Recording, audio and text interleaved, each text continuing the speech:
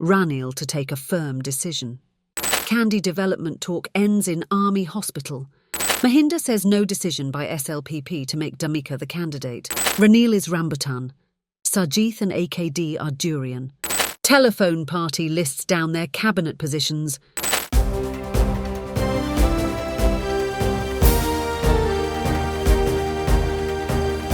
The leader, දේශයට මග කියන ප්‍රවෘත්ති පෙළගැස්ම.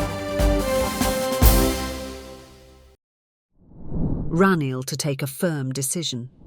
The General Secretary of the United National Party, Palitha Rangai Bandara himself, nullified claims that President Ranil Wickremesinghe didn't know beforehand that he was going to suggest putting off elections. Speaking to the media at Sirikotha on Monday, he quoted from the Constitution and added more to his call for a referendum on his proposal. The Leader TV revealed that Ranil knew Palitha was going to make such a statement in the first place. Meeting journalists over the matter for the third time, the General Secretary had more to say.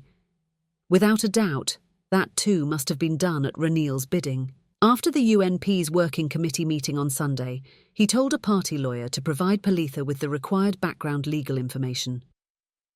Accordingly, Palitha stressed he said nothing against the Constitution and that it was a democratic call as per the Constitution.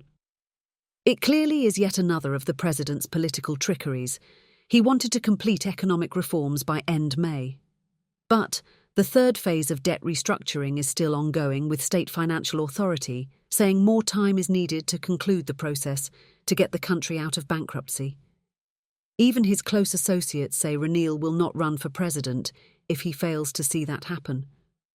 State economic experts say at least 2 years more are needed to take the economy on the correct track. So he is intending to put off elections by 2 years and form a national government, according to reliable sources. He has calculated that a majority of government MPs, as well as those willing to join the government, will be agreeable to that. In the meantime, Ranil has sent a message to the SJB MPs who plan to cross over in Parliament this week to postpone it further. His stand is that getting 1 or 2 at a time is meaningless and that a sizable lot should join the government as a whole. His message to them also says he will be addressing the nation around the 9th, and they could cross over on the following day. His decisions in the coming fortnight will likely be crucial. Kandy development talk ends in army hospital. Rifts within the government are now coming out in the open in the form of fisticuffs. Media reported about the government MPs meeting where a brawl with Mahindananda Aluth Gamagai left Gunatilake Rajapaksa with a broken leg. The meeting took place at the Presidential Secretariat on Monday afternoon. The duo had a heated argument over allotting development funds for Kandy. After the meeting ended, the two renewed their verbal exchange while going downstairs. Certain media said Mahindananda pushed the other, causing the other to go tumbling down. Now receiving treatment at the army hospital, he needs surgery for his broken leg. Mahindananda denies attacking him. He claims only having grabbed him by the collar and inquiring about what he had said at the meeting. He says that their colleague Jagath Samarawikrama intervened and the two fell down together. CCTV footage will show he had not even touched him any more than that, he says further. At the meeting, he had another verbal dispute with Minister Pavitra Waniarachchi over cutting down trees that pose a risk to public life in Kandy. He was supported in that by Madura, who too got involved verbally with Pavitra. Now, Gunatilake is giving voice cuts to the media. He says his projects had been sidelined by Mahindananda and that they had an argument over it. As they came out, Mahindananda hit and kicked him. I fell down and broke a leg. There will be a surgery in the morning, he said. All these are nothing but the enthusiasm to serve the people, they say after all. Mahinda says no decision by SLPP to make Dhamika the candidate. The new alliance is holding its inaugural rally in the Rajapaksa bastion of Hambantota. Arrangements were discussed at a 5-star Colombo hotel. Nimal Lanza, although not well, attended. Mahinda Amarawira, who is the organiser of the meeting at Ambalantota, expressed hope the weather would not come in the way. He said no outside crowds are needed and that 400 buses and 150 tractors will transport the participants. He boasted of bringing more crowds than Sajith Premadasa and Anura Kumara Dissanayake did. SLPP national organiser Namal Rajapaksa has taken this seriously and told Kanchana that he will give him the return by holding a ceremony at the same venue with 10,000 participants. So on the 9th, entrepreneur Damika Pereira is going to hold a DP Education Campus Certificate awarding ceremony there. Namal suggested the same place, but Damika rejected it. He has chosen Angunakulapalesa Pradeshya Sabha grounds instead. Damika told the media that it is the only venue where 10,000 could gather.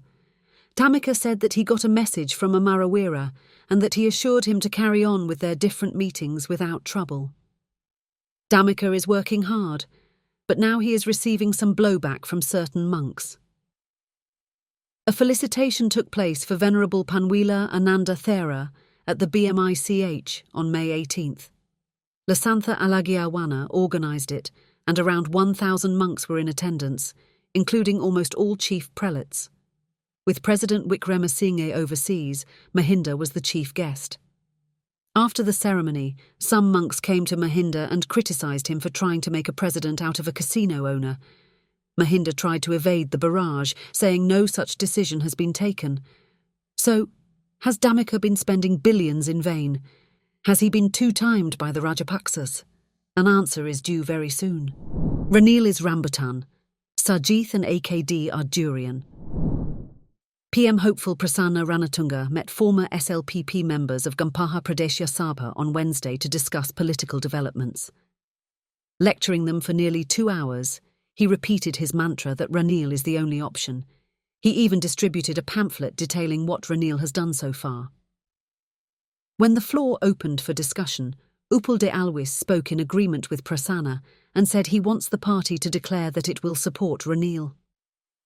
Another Gurugai spoke along the same lines. Here, Prasanna repeated an interesting yarn told him by an old guard in Biagama JR, and Premadasa got invited to hell. They discussed what to take. Premadasa suggested durian, but JR's rambutan was agreed upon as he was the senior.